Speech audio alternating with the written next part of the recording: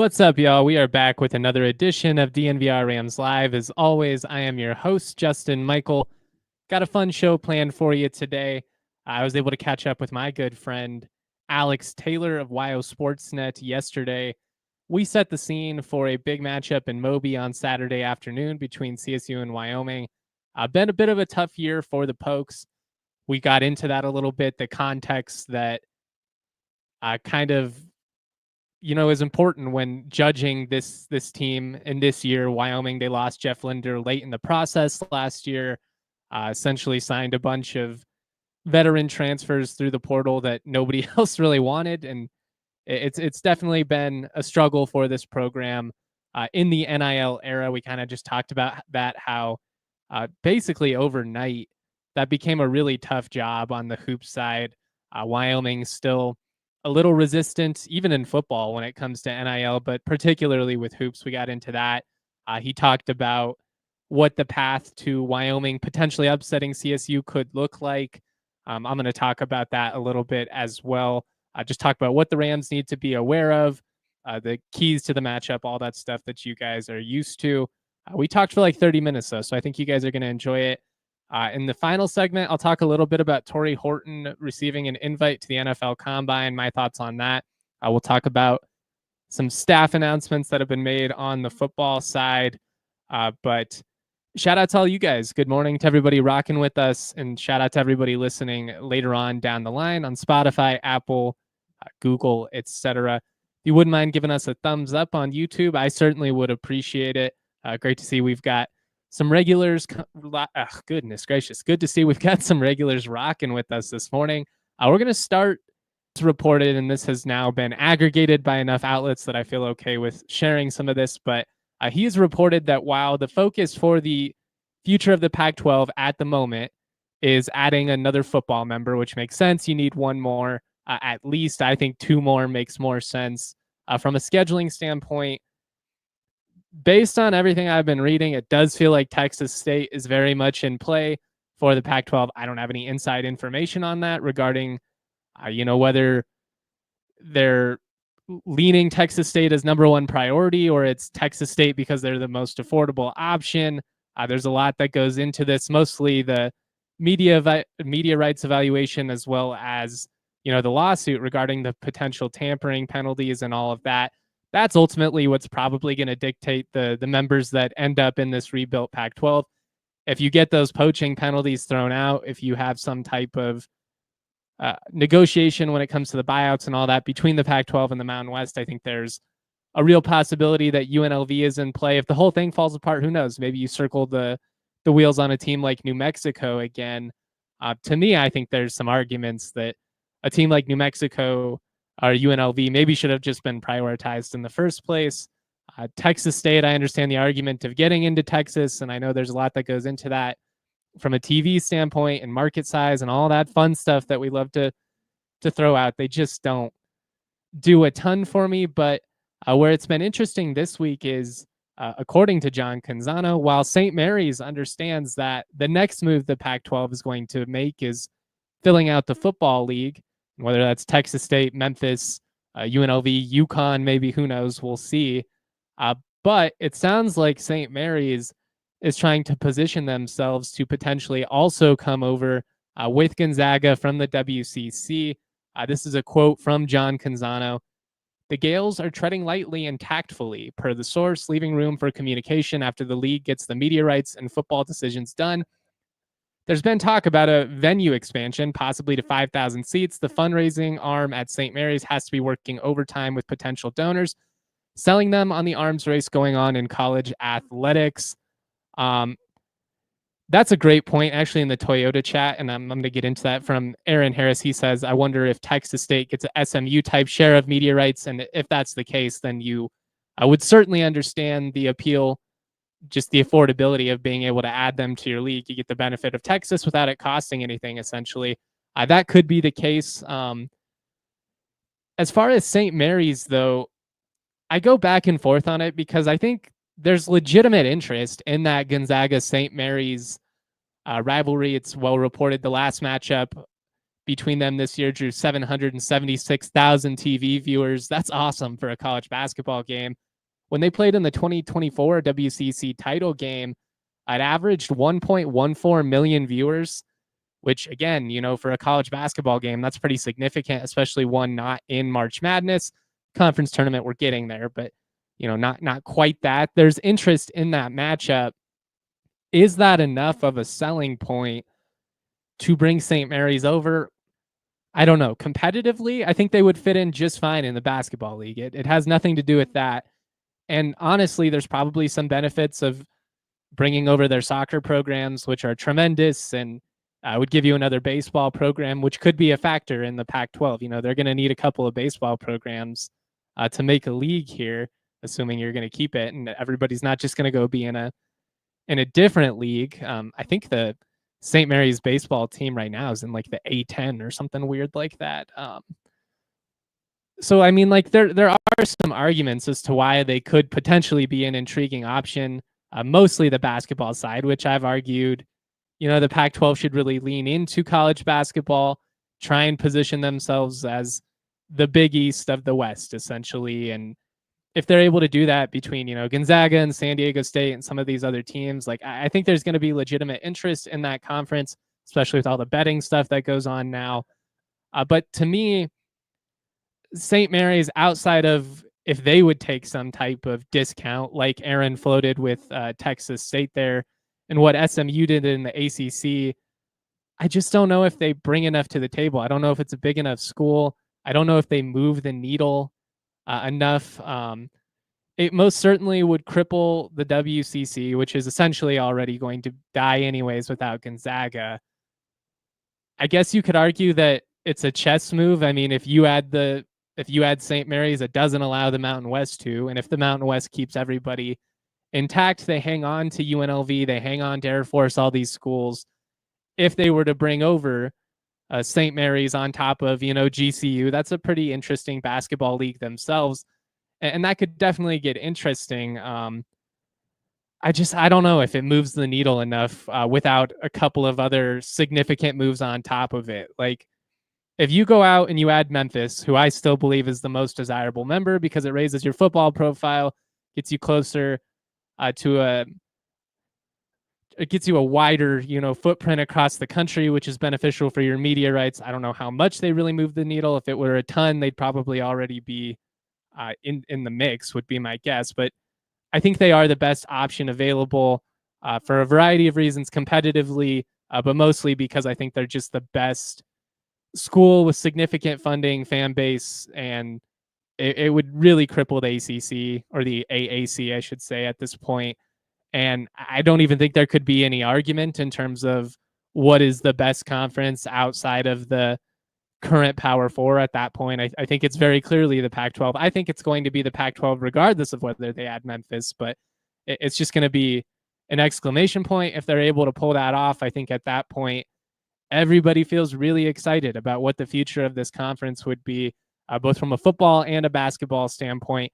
And then obviously you can get into, the Olympic sports and all that.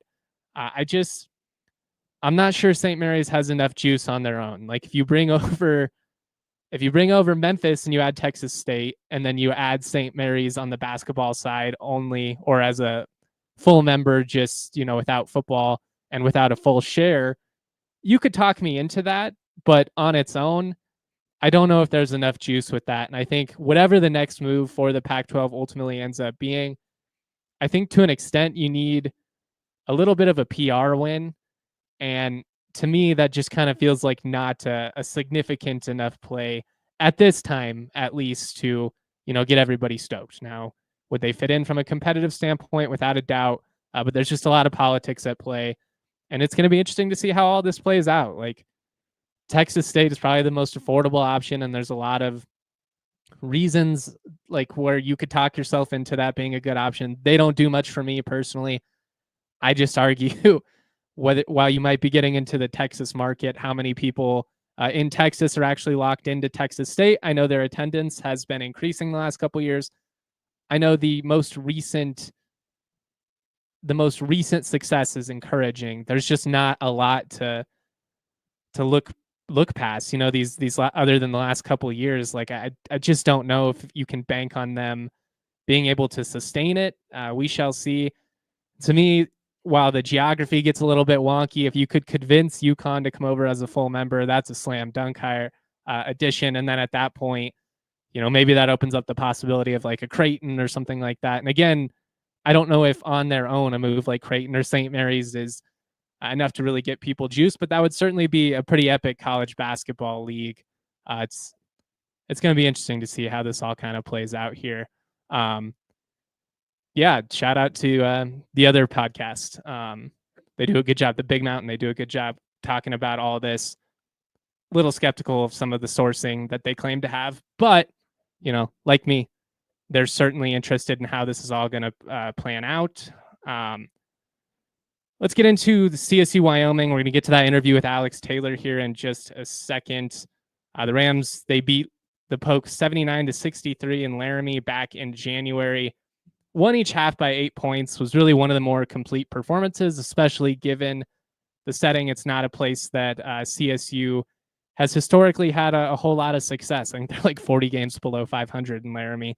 So to win wire to wire by double digits the way they did, even against a struggling Wyoming team, that was significant to me. Now, you don't want to overlook this Wyoming team. They're only 2-5 over their last 7 since that matchup, but they've given San Diego State and Utah State a couple of different times run for their money. They had the Lobos on the ropes the other night in Albuquerque. That in this game, they're going to be up for it. They're going to have a little bit of juice, just given the rivalry setting. I talked about this with Alex, but they kind of feel like they kind of feel like a team that just plays to the level of competition. When they play the Fresnos and San Jose States of the world, they don't have much going for them, but they love to try and punch up. So we shall see. In terms of some of the keys for CSU in this matchup, Wyoming lives and dies by the three. They're 7-2 when they hit 9 or more threes this year. They're 5-1 when they make double digits. Don't let them get hot early.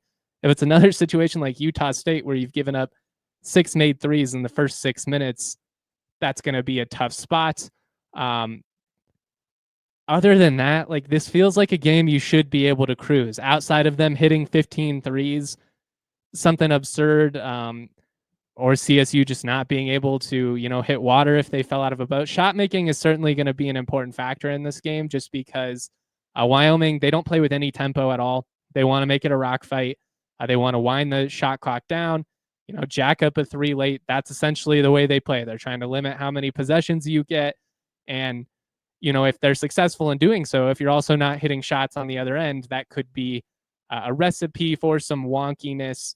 But I do think the difference in depth should eventually be the ultimate difference in this one. Agbim is a tremendous scorer. And I mean, we saw that in Laramie. He dropped 26, I believe. But they didn't have the depth to compete with CSU. I would like to see Jalen Lake get the 3 ball going in this game. Been a little bit cold of late. You want to see the guys in the post continue to have success. Bemba, Crocker Johnson. I mean, Neek was tremendous the other night with 24 and 16. He had 23, 11, and 5 in Laramie, so he was great in that game. If they do that again, they should cruise in this game. But you always want to show a healthy level of respect for a rival.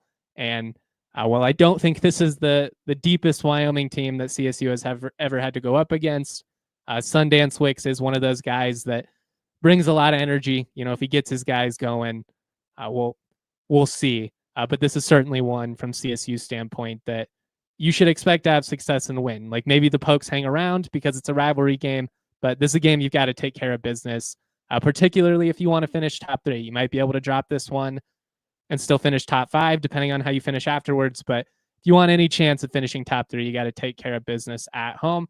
I'm going to get to that interview here with Alex Taylor of Wild Sportsnet. We do need to pay the bills real quick before we do. I want to shout out a couple of great partners, starting with Toyota.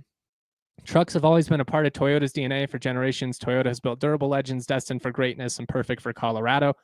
Whether you're conquering off-road trails or hauling the weight of the world, there's a Toyota truck that's just right for you, like the all-new 2024 Tacoma, as well as the Land Cruiser. They've got 17 models with all-wheel drive or four-wheel drive, like the 4Runner.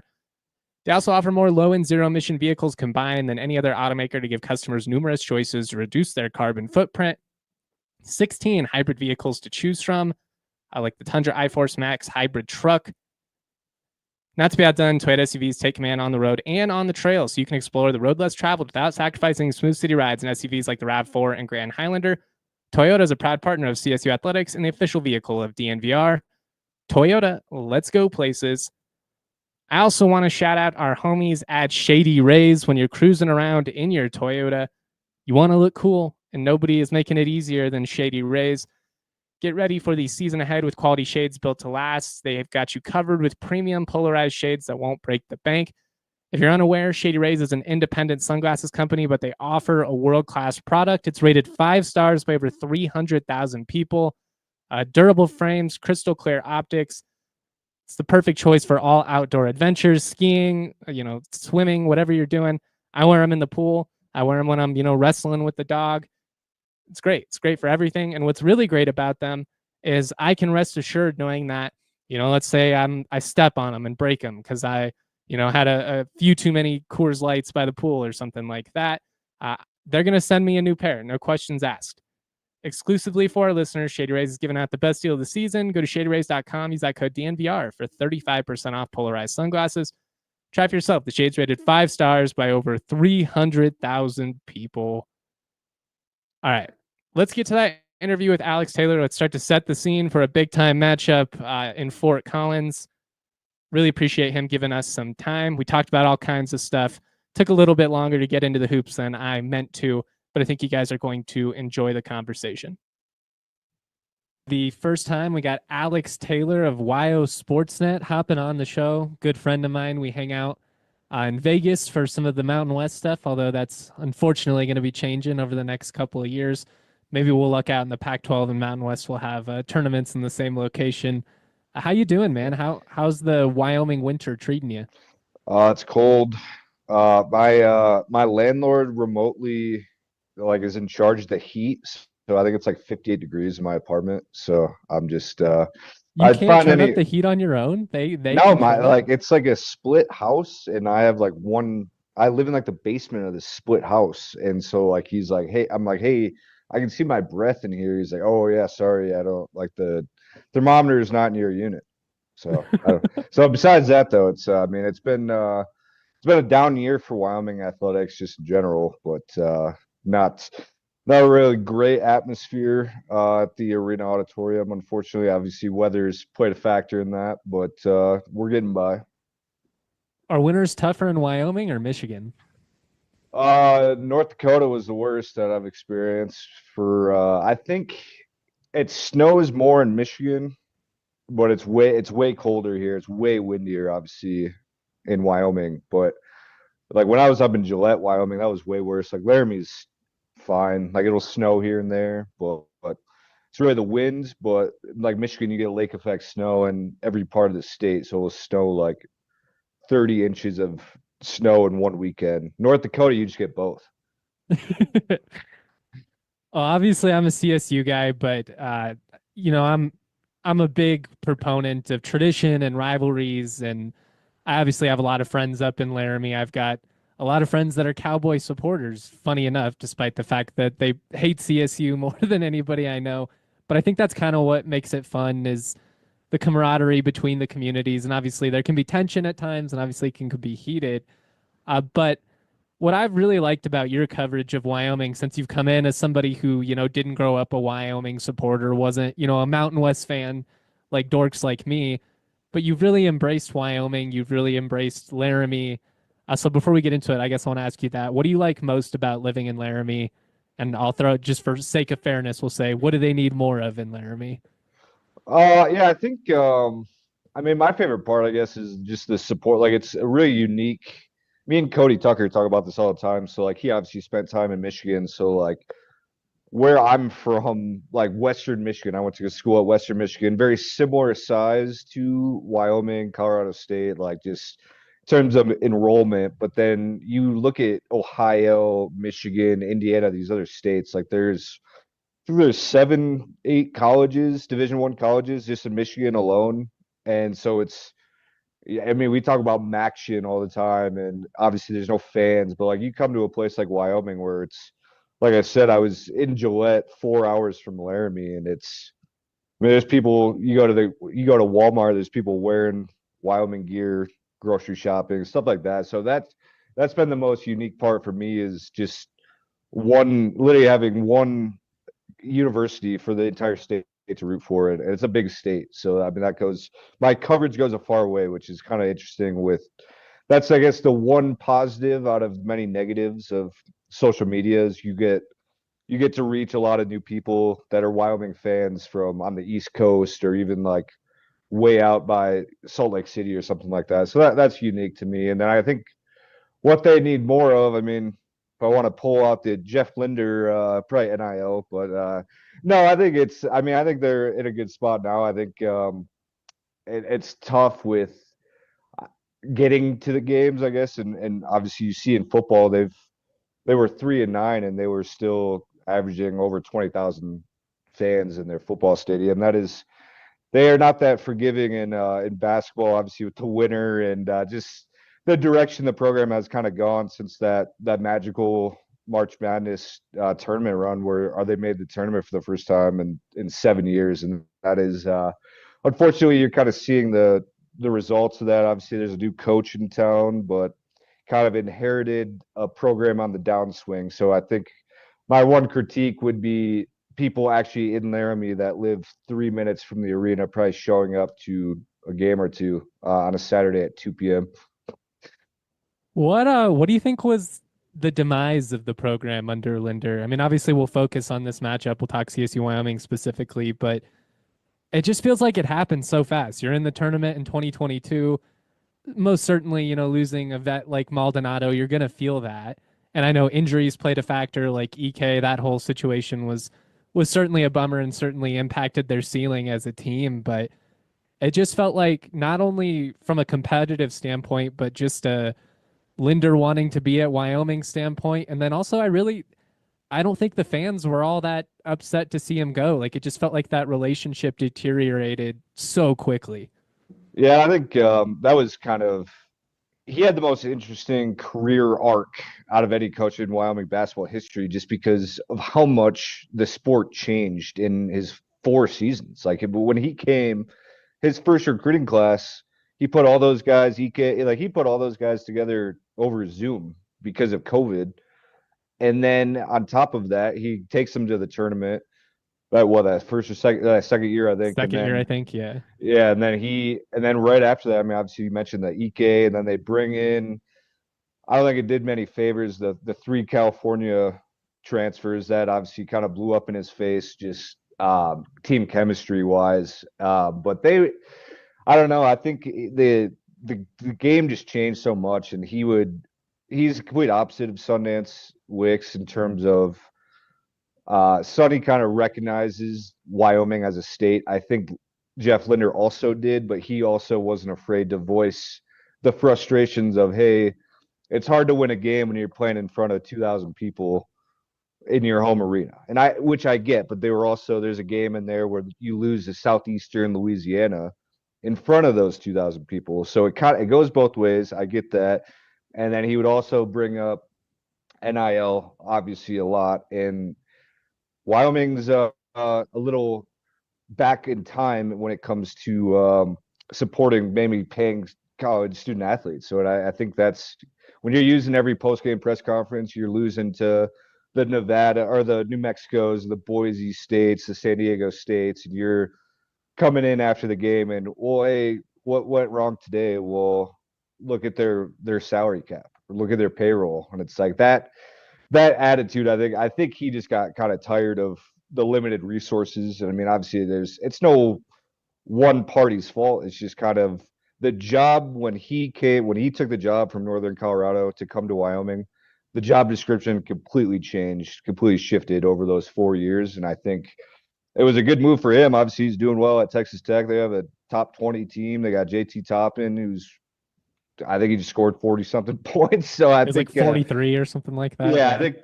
both parties, I think it was kind of a mutual parting of the ways in terms of I think it worked out. It was beneficial for both sides, and obviously Sonny's been great for that aspect of kind of getting the buy-in back. It just hasn't really shown up in the standings, as I'm sure we'll talk about. I'm with you, and that really goes along with everything I've heard behind the scenes, just from because he comes from Northern Colorado, and a lot of these coaches in the Front Range are very much connected, and so they all kind of know what's going on. I had like 2 or 3 days before he resigned, I had Kevin Sweeney of Sports Illustrated on, big college basketball guy, and I was just kind of picking his brain. I was like, what do you think, happens with the future and Linder and all that? And he was just kind of like, I think he's not happy, but he'll try and turn around. And I was just like, I don't know, man. I hear that he wants out, and like I think it's gonna come to fruition. It did surprise me, but I do think that bringing in a guy like Sundance Wicks, who, it's a dream job for him, he embraces the state, can rally up some support, especially during a time like now where you're trying to get that juice back and you don't have the same resources as some of the bigger programs. It's a good direction to be going. I am interested to see how it works from a recruiting standpoint because he's brought in all these vets. So I guess before we talk about the matchup specifically, and this is just kind of a general question, but do you see him kind of leaning into the portal yearly and trying to bring in these veterans that maybe are diamond in the rough type players, but they're more experienced? Yeah, I think just kind of to start off, he had a really good point yesterday. I mean, sometimes I have to remind myself, obviously, as a person that didn't grow up, I'm not a Wyoming fan. It's kind of it's interesting just to kind of remind yourself of where this program is at. So he got hired. He was the last coaching hire in Division One. So obviously, and I wrote a couple of columns about it, but it's like nobody, the guys that are on Wyoming's roster right now, nobody wanted them. Like there's a reason they were available for Sundance to sign in May. So he had a good quote yesterday after they lost to New Mexico, but he was like, I hope people understand, like, we're getting the most out of these guys. Like, we are squeezing the maximum amount of juice out of this orange that we possibly can. And it's not a slight to the guys that are here, but it's just kind of what was available is the cards that he was dealt. And I think, I mean, he's talked about it throughout the season, but you obviously have to change your recruiting approach. And Linder had the kind of the same philosophy, but you kind of have to balance, like, we need guys like Sam Griffin last year, just guys that can score. We need guys that can play, who have played Division One basketball at whatever level, or JUCO or Division Two, whatever it is. We need guys that can play now, but we also have to recruit some high school guys to at least give ourselves a chance. And I just don't think, as much as you want to do that, you look at Cam Manuel last year, Cale Combs, that duo, true freshmen, they go to Fort Collins and Moby Arena. Cam Manuel had his best game as a freshman in Moby Arena.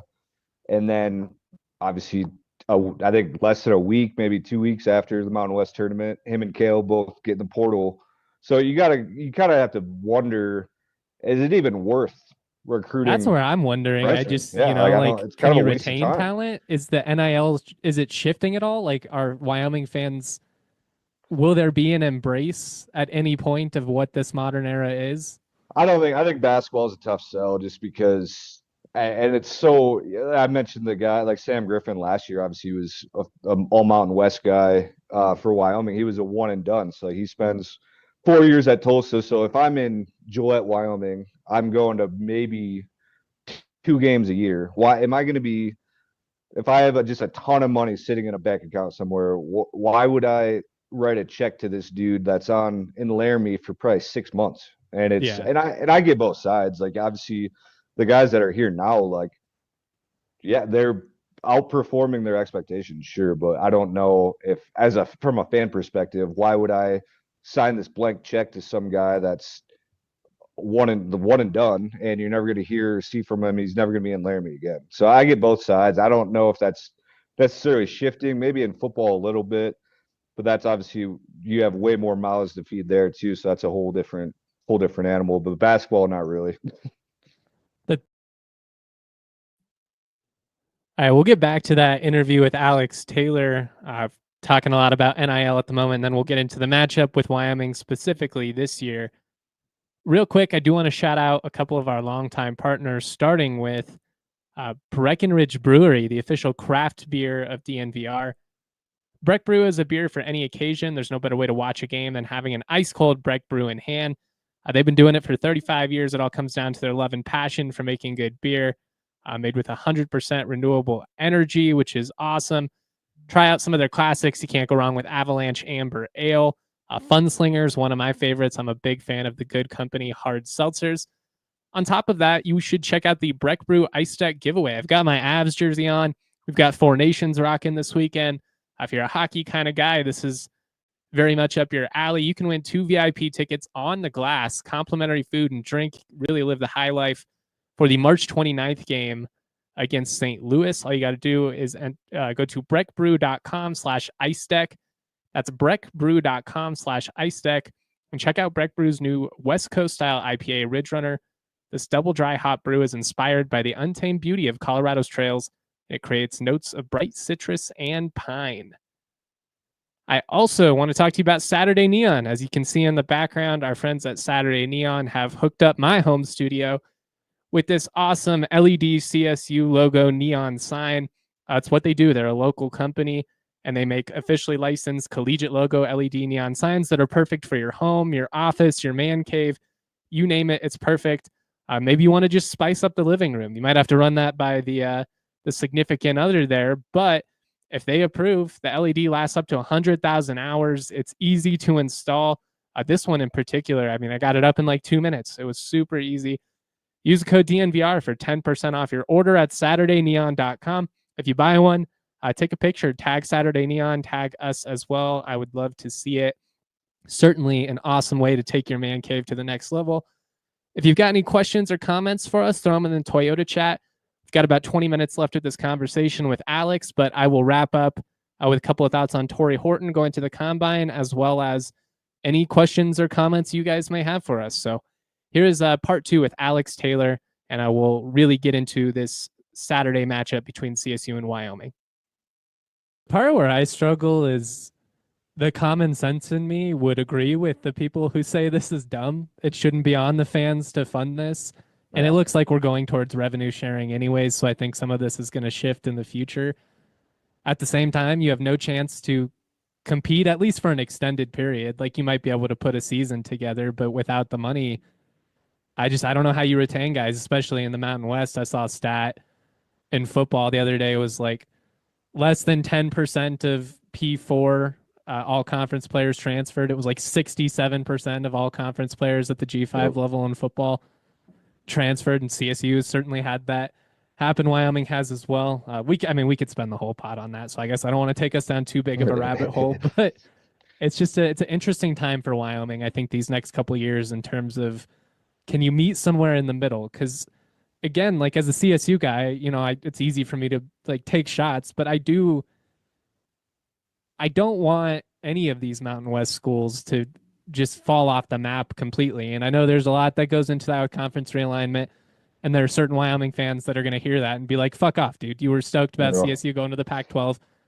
I think it's the best move for them given the situation and the moves that are available. But I don't know. I think it's a pretty unnerving time for a lot of these teams, and even the teams going to the Pac-12. Like, I don't think anybody feels like super stable in their position right now. Yeah, I think I bring this up a ton. Like, me and Cody will talk about this all the time. But like, so when I was at Western Michigan, that was PJ Fleck. So his first season, I think it was 1-11. That was my freshman year of college, and then my senior year, I graduated the year that he went to the Cotton Bowl with Corey Davis. They go play Wisconsin in the Cotton Bowl. That was obviously before the college football playoff. They would have been Boise. Yeah, they would have been Boise this year. So that, and we talk about it all the time. So like, I'm sure you would say, Cody says this all the time as a Wyoming fan. I'm sure you would say this as a Colorado State fan. I said this as a Western fan. I mean, I would trade that 1 year for, they haven't been relevant in football since, because obviously he goes to Minnesota 5 days after the Cotton Bowl, and they haven't been really competitive since then. But you would take that 1 year, they're hosting college game day. They're obviously what that does for recruiting. I mean, you would trade that. I think you would take 10 bad years for your best year in program history. And I mean, I think that's kind of what you have to aim for now is you look at, I mean, you kind of have to go all in on, and just if it doesn't work out, it doesn't work out. But you're rebuilding your team and your staff and everything else. You're rebuilding it every year anyways. So like what's the point in having these transition years when you can just go out in the portal and get 50, 60 new guys? I mean, look at Dion. Like you Yeah. can go get guys that have experience, and if it doesn't work out, it doesn't work out. But sometimes you gotta take the shot. College sports are weird, man. I still love them with all my heart, but it's I don't just know if it. becoming tough. I don't know if we can call it college anymore. I don't know if there's. I mean, I was friends with some people in academics back in Michigan. I'm in the college, and it's just like this isn't even about degrees anymore, which I get. Like, I mean, to be fair, it wasn't really about degrees with a lot of student athletes, no, but anyways, at the highest level. yeah, you look at the guys that are on their fourth school in 4 years. I mean, you got to No, it's factor all in, become ridiculous. I yeah, there's like there's no arguments for me no, on this. your credit, you have like 20% of your credits transferring to that fourth school.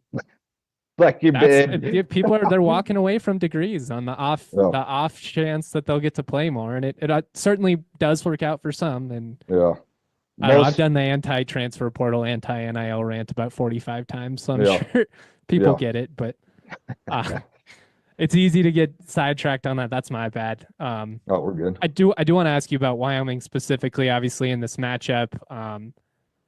How does this rivalry, in your estimation, you've been a part of it for a couple years now, how does it compare to some of the other great rivalries in sports? And just like as somebody who wasn't ingrained as in this as a kid or a student or anything like that, but is now just kind of a witness, like what is your opinion of it? I mean, the passion, it's obviously something that matters a lot to these communities.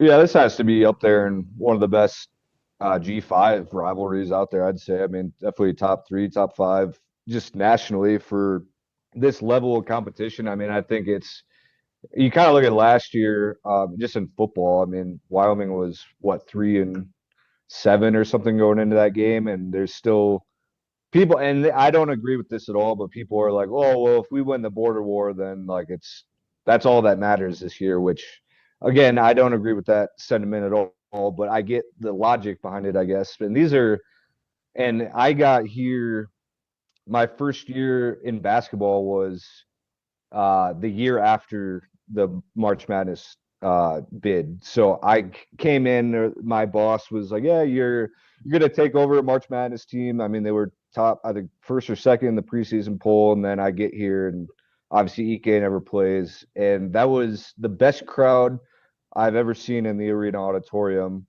was for CSU, the last, and not this year, obviously, but the 2 years before.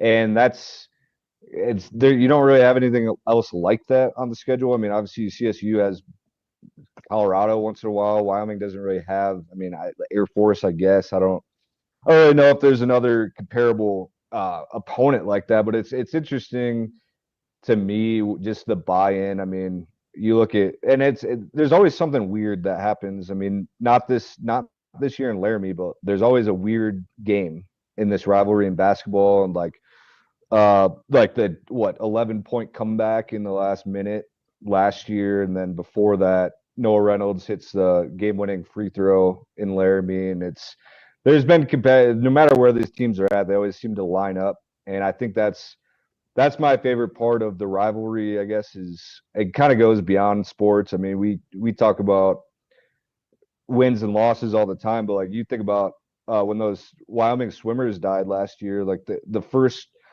people that on social media, obviously outside of Wyoming, like they were at the Mountain West championships for swimming, and Colorado State swimmers were representing Wyoming, and that's kind of just shows obviously it's a heated rivalry. You hate to lose that game, but it also like you don't want to lose that. And I'm curious to see. Obviously, both basketball coaches are on board doing this in the future, but I'm assuming that goes down to one matchup a year, and you're rotating who's home and who's away. So sucks to lose that part. I get obviously Colorado State's position. Wyoming would have taken that invite in a heartbeat if they were in the same position too. But that's kind of what gets lost. And Sonny talked about that after the loss in Laramie. I mean, that's you, especially with guys that are. You have 10 new guys on Wyoming's roster this year. They've never played in a border war. They don't know what a border war is. So it's hard to hype them up for this game to tell them how important it is to everybody else when they're the ones playing in the game. Yeah, it's a good point. I haven't really thought about it from that standpoint. Wyoming is, it's been a tough season and for a variety of reasons, but most certainly they've been competitive here in the league slate. I said it this morning on the show. It feels weird to say that they're 2-5 over their last 7 since that matchup with CSU and Laramie, but it also feels like they're playing some of their more competitive basketball of the season. Should have beat San Diego State. Had Utah State on the ropes. Had UNM on the ropes last night. Double-digit lead on the road. Like that was certainly impressive. What is this team doing well that's allowing them to compete, and what's kind of held them back? Like, why haven't they been able to pull some of these games out? And is it just the depth? Like, is it as simple as that? Well, that's I mean, kind of going back to my point. I mean, they just don't have the guys like San Diego State, New Mexico. They just don't compare. It's they can be in the game, but as Sonny talks about this all the time. I mean, they don't have besides Obi Agbim, they don't have a dude that if you're down 2 with 30 seconds left, here's the ball, make a play. They don't really have a closer, and he talks about that all the time. They haven't really been. These have all been historical role players with wherever they were before they got to Wyoming, especially at the level of the Mountain West. They've never been in these arenas before, these atmospheres, these situations. So I think that's definitely part of it. But then the other part this is a really hard team to figure out, just because you talk about they go and almost win in Viejas. They almost win in Logan in December. They almost win in the Pit last night. And then you go to San Jose State. You go to San Jose State and lose. You lose to UNLV at home. That was really the final score. That really wasn't close.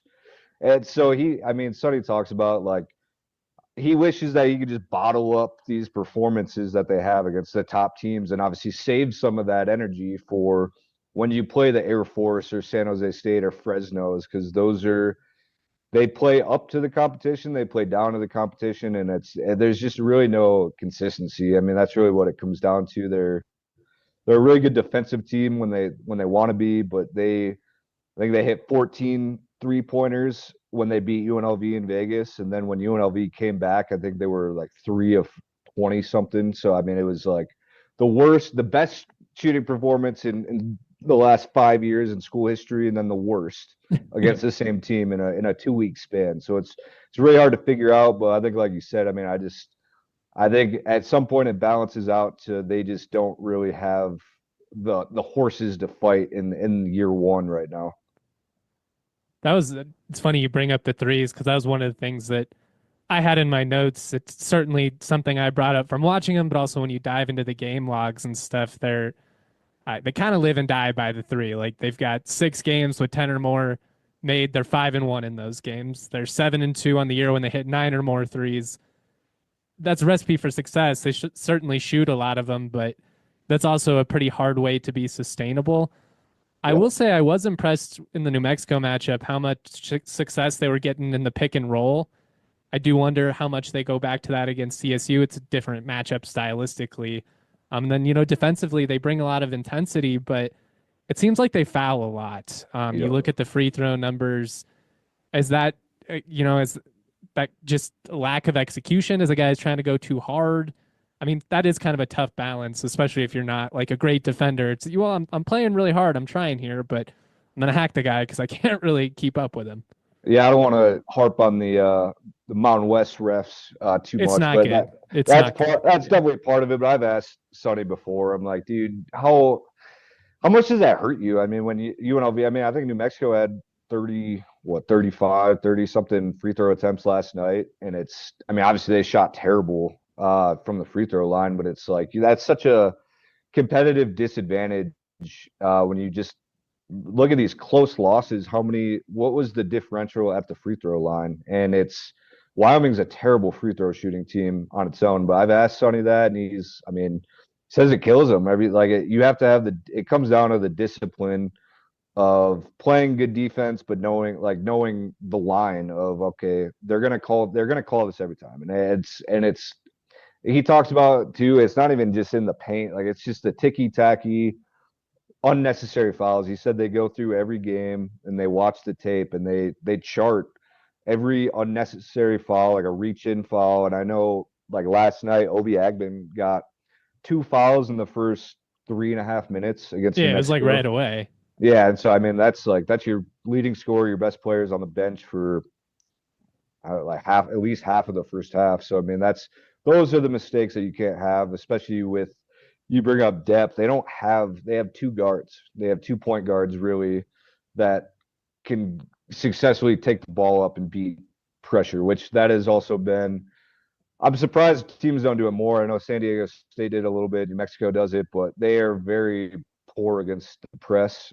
And so I'm surprised more teams aren't keying in on that. Just we're just going to full court press this team the entire game. What would Wyoming's path to victory look like in this matchup? Like, if they realistically, if Wyoming were to win this, how do you foresee that playing out? Yeah, I think. I mean, obviously Clifford's going to get his. I mean, I think he had 23 and 11 in Laramie, something like that. And obviously Jalen Lake is, I mean, obviously very good player as well. But I think it comes down to they got to play a lot better defense than they did in that first matchup. It sounds super corny, and and Sonny would love me saying this. This is a very boring team, just statistically. When you're talking about Mountain West, like New Mexico is obviously a high scoring, Colorado State, high scoring, fast paced team for the majority of the game. Wyoming wants the complete opposite of what I guess the meta is in college basketball right now. They want you to have the least amount of possessions possible. So they're going to sit there and hold the ball until 5 seconds left in the shot clock, because that means you don't have the ball. So, and I think it's a very medieval coaching style. I mean, Sonny loves it. I think it's kind of an interesting point that he's talked about is you don't really think about this as a fan, but like getting guys to buy into that is super hard. Like, so a guy like Obi Agban, how do you tell a guy to stop shooting the ball with more than 10 seconds in the shot clock? Like, just naturally when you're playing basketball, like you're like, okay, open shot, or I'm going to try and get open and take a shot. And he'll get mad at you if you take a shot with more than 10 seconds left in the shot clock, because he's like, that's not our game. We want to slow this down. And like you said, do the pick and roll with 8 seconds left in the shot clock and hopefully get a shot up. And that's kind of, you talk about live and die by the three. They also live and die by this skeleton slow pace of, I wish there's probably a number out there somewhere. They probably lead the country in shot clock violations, which is a turnover. So not great, but it just kind of exemplifies their strategy. And I think if they're going to beat Colorado State, you got to slow them down, and they have to be way more efficient shooting the ball. What were they?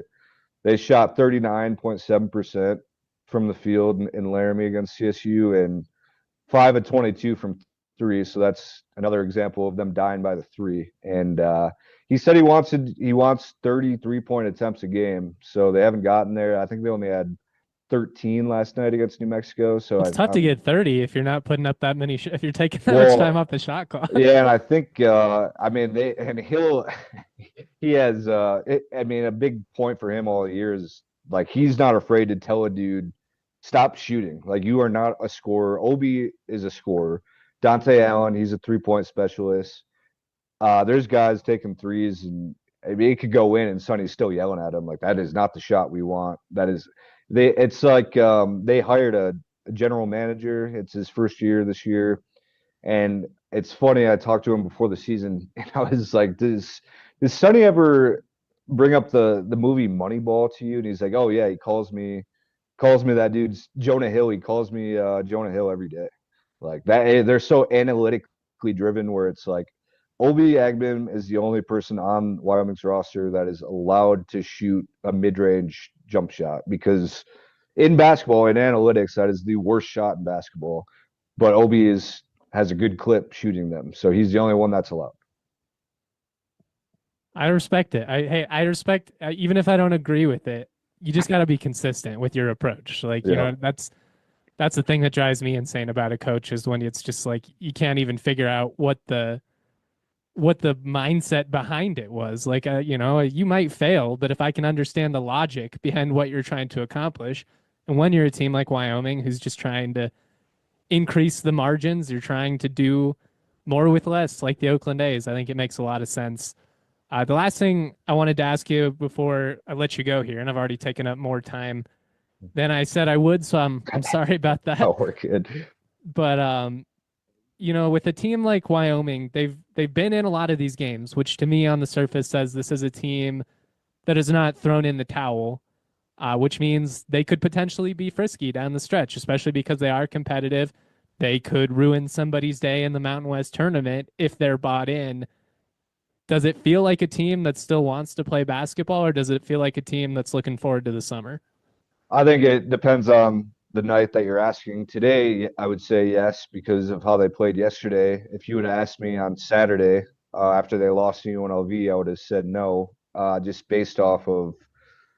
And I wrote a column about that UNLV loss. I mean, right after the game, Sundance comes in and he's like, "Our attitude and effort was terrible. Like nobody out there wanted to play the Cowboy tough basketball. Obi Agban got benched he only played 26 minutes. It was like a 10-point game, and he sat the last 6 minutes of that loss against UNLV. And I asked Sonny why after the game, and he's like, "Well, that's coach's decision. I'm not gonna explain why, but I just want to give guys. I got to put my team in the best position to win. So obviously there was some kind of disagreement with maybe shot selection or how he was running the offense, whatever it is. But the thing, like I said about playing up and down to your competition, which is a blessing and a curse because you look at that Mountain West tournament and could they beat somebody in the quarterfinals? Yes. Could they beat a Utah State, New Mexico, Boise State, Colorado State in that second round? Yeah, I do think they could. The problem is going to be getting out of that first round. Got to get through day one first. Because they haven't won. They've been bounced in the first round 2 years in a row. I watched. They lost to Fresno last year. Linder's last game.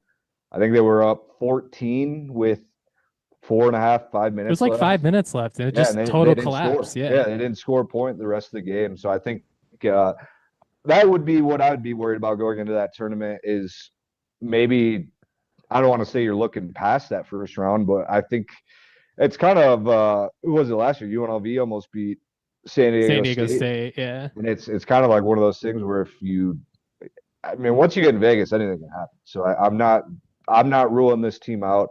Sonny isn't ruling this team out. I don't think the players are ruling themselves out either. It's just I think you're just kind of getting to the dog days of February, as Sonny would call them, where these losses stack up. I mean, you can be close against Utah State and New Mexico and San Diego State. You can have these close losses, but there's still losses in the standings, and that could be a little discouraging. But I think a lot of these guys, I mean, like I said, they have 10 new guys, and majority of them are in their last year. So this is it for them. So I think it would be pretty poetic for Sonny to end year one. I mean, obviously, I would say as of right now, they've exceeded most of their expectations from a league standpoint. I mean, obviously the standings are what they are, but just from a competitive standpoint, I think Sonny's doing some great things that I don't think a lot of people could do what he's doing right now with what he has. So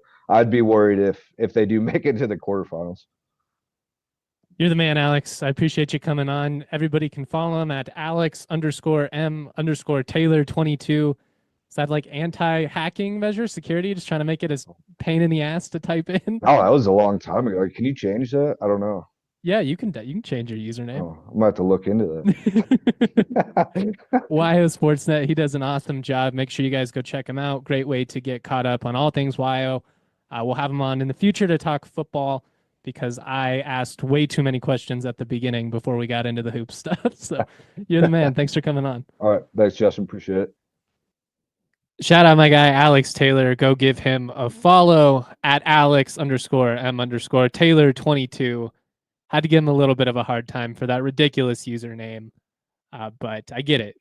Like me, he probably made his Twitter account when he was about 16, 17 years old. And here we are all those years later. Pick your brand wisely. I just happened to do Justin T. Michael for everything back in the day. It's worked out pretty good. Kind of summarizing some of the keys there, both of what I talked about at the beginning, as well as what Alex told us as far as some insight into the Pokes goes. This is a team that they want to slow it down. They want to muck things up. You don't want to play into that. The more that the Rams are able to take advantage of transition opportunities, get out and run on them, I think that makes Wyoming a little bit uncomfortable. They most certainly live and die by the three, so you need the 3-point defense to be better than what we saw in Logan the other night. Looking through the stats there, Dante Allen and Obi Agbim combined to go 5 of 10 from deep in that first game. Those two combined for 40. The rest of the team combined for 23. So got to limit the impact of those two. I do think getting to the line is a big advantage for CSU. The Rams are a much better free throw shooting team than Wyoming. Also, Wyoming doesn't have the depth to withstand foul trouble. I think attacking the paint is a big factor. And I think that's one of the things that Wyoming lacks, given their style, because you play this slow pace where you're trying to run out the shot clock. And then, maybe we run a little pick and roll and try and get a mid-range jumper for Agbim, or maybe you're going to pop it out to somebody out deep, or maybe you're trying to get to the hoop. But I do think that just their lack of pace prevents them from getting to the free throw line with consistency. They only got 10 free throw attempts in that first game in Laramie. CSU 17 went 15 to 17 from the line. So I do think free throw shooting could be a big factor in this matchup. Hopefully the stars are able to shine if Neek does his thing, if Lake's hitting threes, if Cayenne is doing what we all know he's capable of. This is a game where CSU should be able to pull it out relatively comfortably. I'm always going to factor in the rivalry, the intensity of the moment, all of that. You most certainly can't overlook them. But in Moby, this should be a spot where CSU is able to get it done. But I do agree with Aaron in the Toyota chat. I don't want to see CSU play Wyoming in Vegas either. Too many bad memories in that situation. Wonky stuff happens in the conference tournament, and having to play a rival for a third time, you never really love that. I mean, beating them 3 times, that would be great as well. That's a whole lot of bragging rights for Ram Nation over the next year between volleyball and basketball and the bronze boot being back where it belongs. But in principle, I'd rather face like a Fresno or something like that day one if you could. Before we get out of here, I did want to just briefly talk about Pete Thamel reported yesterday. Trent Matthews is rejoining CSU football, which is great to see. 4-year starter for the Rams from 2012 through 2015. Really popular back in the day, along with KPL, Kevin Pierre-Louis. Really productive player throughout his time. He's had a nice start to his coaching tenure, spent a couple of years at Colorado Mesa, was at UNC for a while, and now he's coming on the staff as the defensive run game coordinator. That's going to be a role where he works with the linebackers, coming downhill, stuff like that. They also added a nickel coach. So, I mean, there's no excuses in terms of staff resources this year. I mean, CSU really going all out in terms of getting as many possible on-field coaches as they can, taking advantage of some of these rule changes. It's great to see. They're swinging big. They're going for it. But obviously, when you do that, it creates an expectation of results. And so, huge year for Norvell. But I do love seeing a guy like Trent come back home, being a part of the staff, somebody that bleeds green and gold, somebody that played for Tyson Summers too. So might be able to be kind of a nice little, middleman between the players and Tyson. I mean, Summers was kind of an intense dude back in the day. He was not a soft coach. He was an intense dude. I am interested to see if that's still the case. Some of these younger players, can they handle that? Maybe Tyson's changed his coaching style. All of this is to be seen come spring. But I do love that he's joined the staff. I also love that Tory Horton got an invite to the NFL Combine. I don't know if he's going to be healthy enough to run at this point. It would be surprising to me. Some of the details regarding his knee, it's been kept pretty quiet. And I think that was very intentional. On CSU side, you don't want to put anything out there that potentially is going to discourage an NFL team. Now, obviously, they're going to go through the whole medical process and all of that. So it's not like there'll be any secrets, but I hope he's able to, assuming he's healthy enough, just because I think it would be huge for him. When healthy, he's going to run like a 4.38. I mean, he's faster than a 4.4. Great hands, all the receiving gauntlet, all that type of stuff. He's going to be great. But even if he can't compete in the combine, Tory's really going to win people over in the interview process. He's a really intelligent, articulate young man. He's going to say everything that a GM wants to hear. He's got a great personality, infectious smile, all that stuff you want when you are investing in a young talent, especially one coming off of an injury history. You don't want to have other question marks. And Tory is going to check all of those boxes. He doesn't get in trouble off the field. He's a guy that lives and breathes football. He does all the right things. And it's a shame that he got injured this year, because I think if he could have played to his full potential, like there's a chance he could have been a late first round pick, second round pick. Now coming off of the injury, realistically, probably more like day 3, but maybe somebody falls in love with him and, they take a chance on him in like the 3rd round or something like that. We shall see. But so much love to Tory Horton and the Horton family, who have been tremendous supporters of the show over the last couple of years. I've had the blessing to talk to them a couple of times in Fort Collins as well. Just a really great family.